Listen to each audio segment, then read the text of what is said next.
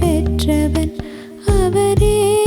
உன்னை உண்டாக்கினார், அவரின் ஜனமாய் மாறிவிட்டாயே. அவரே உன்னை உண்டாக்கினார், அவரின் ஜனமாய் மாறிவிட்டாயே. உன்னை படைத்தாரே, உன்னை நியமித்தாரே, சித்த திட்டங்கள் வைத்தார். அவர் உள்ளங்கைகளில் உன்னை வரைந்தாரே, பல கனவுகள் வைத்தார். உன்னை பார்த்து பார்த்து படைத்த தேவன் அவர்தானே. உன்னை தனியாக விட்டு அவர் போவாரோ?